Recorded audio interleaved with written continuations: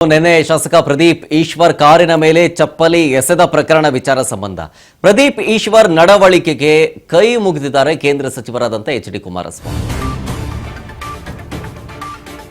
ಕುಮಾರಸ್ವಾಮಿ ಅವರು ಈ ಪ್ರಕರಣದ ಕುರಿತಂತೆ ರಿಯಾಕ್ಷನ್ ಕೊಡೋ ಸಂದರ್ಭದಲ್ಲಿ ಅಂದರೆ ಚಪ್ಪಲಿ ಎಸೆತ ಪ್ರಕರಣಕ್ಕೆ ಸಂಬಂಧಪಟ್ಟಂತೆ ಫಸ್ಟ್ ರಿಯಾಕ್ಷನ್ ಕೊಡುವಾಗ ಕೈ ಮುಗಿದ್ರು ಎಚ್.ಡಿ. ಕುಮಾರಸ್ವಾಮಿ ಅವರು. ಪ್ರಚೋದನಕಾರಿ ಹೇಳಿಕೆಗಳಿಗೆ ಉದ್ರೇಕಕ್ಕೊಳಗಾಗಬೇಡಿ ಅಂತಲೂ ಕರೆ ಕೊಟ್ಟಿದ್ದಾರೆ ರೈತರಿಗೆ, ಜೊತೆಗೆ ಕಾರ್ಯಕರ್ತರಿಗೆ. ದಳ ಕಾರ್ಯಕರ್ತರಿಗೆ ಕಿವಿ ಮಾತು ಹೇಳಿದ್ದಾರೆ ಜೆಡಿಎಸ್ ನಾಯಕರು.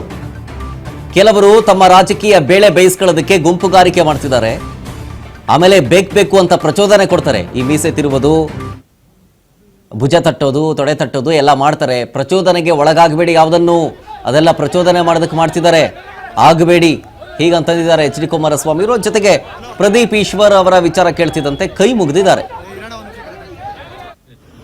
ನಾಡಿನ ಖಜಾನೆ ಲೂಟಿ ಆಗ್ತಕ್ಕಂಥ ಕೆಲಸ ಆದಾಗ ನಾವು ಯಾವುದೋ ಒಂದು ಜಾತಿಯ ವ್ಯಾಮೋಹದಲ್ಲಿ ರಾಜಕೀಯ ಮಾಡಿಲ್ಲ. ಜನತೆಯ ರಕ್ಷಣೆಗೋಸ್ಕರವಾಗಿ ವಿರೋಧ ಪಕ್ಷದಲ್ಲಿ ಕೆಲಸ ಮಾಡ್ತಾ ಇದ್ದೇವೆ. ಇದ್ರ ಜೊತೆಗೆ ಇನ್ನೊಂದು ನಾನು 2 ದಿವಸದಿಂದ ಗಮನಿಸಿದ್ದೇನೆ.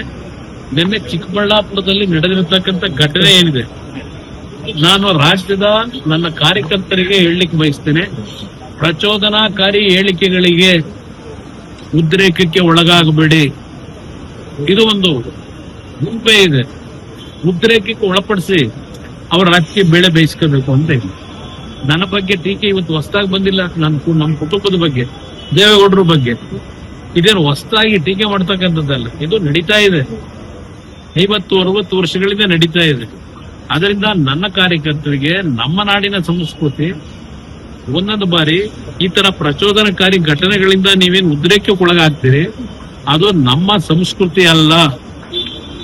ಚಪ್ಪಲಿ ತೂರ್ತಕ್ಕಂಥದ್ದು, ಯಾವುದೇ ರೀತಿಯಲ್ಲಿ ಧಿಕ್ಕಾರಕ್ಕೆ ಹೋಗೋದು ಬೇಕಿಲ್ಲ. ಜನ ತೀರ್ಮಾನ ಮಾಡ್ತಾರೆ. ದಯವಿಟ್ಟು ಯಾವುದೇ ಕಾರಣಕ್ಕೂ ಇಂಥ ಪ್ರಚೋದನಕಾರಿ ವಿಷಯಗಳು ಬಂದಾಗ ನೀವು ಉದ್ರೇಕದಲ್ಲಿ ಯಾವುದೇ ರೀತಿಯಲ್ಲಿ ಸಮಾಜದಲ್ಲಿ ಒಂದು ಅಶಾಂತಿಯ ವಾತಾವರಣಕ್ಕೆ ಅವಕಾಶ ಕೊಡಬೇಡಿ. ಅದು ಏನೋ ನಿನ್ನೆ ನಡೆದಂತ ಘಟನೆ ಏನಿದೆ, ನನ್ನ ಕಾರ್ಯಕರ್ತರಿಗೆ ಮತ್ತೊಮ್ಮೆ ಮನವಿ ಮಾಡೋದು ನಮ್ಮ ಮಾಧ್ಯಮದ ಮುಖಾಂತರ, ಇಂಥ ಒಂದು ಸಂದರ್ಭಗಳಲ್ಲಿ ನೀವು ಸ್ವಲ್ಪ ಮಾನಸಿಕವಾಗಿ ಒಂದು ಒಳ್ಳೆಯ ರೀತಿಯಲ್ಲಿ, ಶಾಂತ ರೀತಿಯಲ್ಲಿ, ಸಮಚಿತ್ತ ಭಾವದಿಂದ ಇವತ್ತು ತಾವು ಇಂಥ ವಿಷಯಗಳ ಸಂದರ್ಭದಲ್ಲಿ ನಿಮ್ಮ ನಡವಳಿಕೆ ಇರಬೇಕು ಅಂತಕ್ಕಂಥದನ್ನ ನಾನು ಎಲ್ಲಾ ಕಾರ್ಯಕರ್ತರಿಗೆ ಮನವಿ.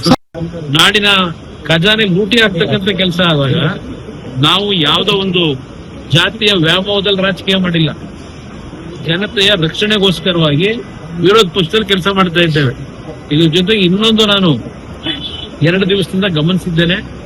ನಿನ್ನೆ ಚಿಕ್ಕಬಳ್ಳಾಪುರದಲ್ಲಿ ನಡೆದಿರತಕ್ಕಂಥ ಘಟನೆ ಏನಿದೆ, ನಾನು ರಾಜ್ಯದ ನನ್ನ ಕಾರ್ಯಕರ್ತರಿಗೆ ಹೇಳಲಿಕ್ಕೆ ಬಯಸ್ತೇನೆ, ಪ್ರಚೋದನಾಕಾರಿ ಹೇಳಿಕೆಗಳಿಗೆ ಉದ್ರೇಕಕ್ಕೆ ಒಳಗಾಗಬೇಡಿ. ಇದು ಒಂದು ಗುಂಪೇ ಇದೆ, ಉದ್ರೇಕಕ್ಕೆ ಒಳಪಡಿಸಿ ಅವರ ರಾಜಕೀಯ ಬೇಳೆ ಬೇಯಿಸ್ಕೋಬೇಕು ಅಂತ ಇದೆ. ನನ್ನ ಬಗ್ಗೆ ಟೀಕೆ ಇವತ್ತು ಹೊಸದಾಗಿ ಬಂದಿಲ್ಲ. ನಮ್ಮ ಕುಟುಂಬದ ಬಗ್ಗೆ, ದೇವೇಗೌಡರ ಬಗ್ಗೆ ಇದೇನು ಹೊಸದಾಗಿ ಟೀಕೆ ಮಾಡ್ತಕ್ಕಂಥದ್ದಲ್ಲ. ಇದು ನಡೀತಾ ಇದೆ, 50-60 ವರ್ಷಗಳಿಂದ ನಡೀತಾ ಇದೆ.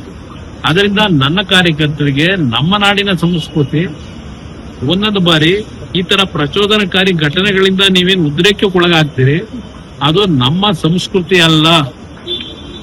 ಚಪ್ಪಲಿ ತೂರ್ತಕ್ಕಂಥದ್ದು, ಯಾವುದೇ ರೀತಿಯಲ್ಲಿ ಧಿಕ್ಕಾರಕ್ಕೆ ಹೋಗೋದು ಬೇಕಿಲ್ಲ. ಜನ ತೀರ್ಮಾನ ಮಾಡ್ತಾರೆ. ದಯವಿಟ್ಟು ಯಾವುದೇ ಕಾರಣಕ್ಕೂ ಇಂಥ ಪ್ರಚೋದನಕಾರಿ ವಿಷಯಗಳು ಬಂದಾಗ ನೀವು ಉದ್ರೇಕದಲ್ಲಿ ಯಾವುದೇ ರೀತಿಯಲ್ಲಿ ಸಮಾಜದಲ್ಲಿ ಒಂದು ಅಶಾಂತಿಯ ವಾತಾವರಣಕ್ಕೆ ಅವಕಾಶ ಕೊಡಬೇಡಿ. ಅದು ಏನೋ ನಿನ್ನೆ ನಡೆದಂತ ಘಟನೆ ಏನಿದೆ, ನನ್ನ ಕಾರ್ಯಕರ್ತರಿಗೆ ಮತ್ತೊಮ್ಮೆ ಮನವಿ ಮಾಡೋದು ನಮ್ಮ ಮಾಧ್ಯಮದ ಮುಖಾಂತರ, ಇಂಥ ಒಂದು ಸಂದರ್ಭಗಳಲ್ಲಿ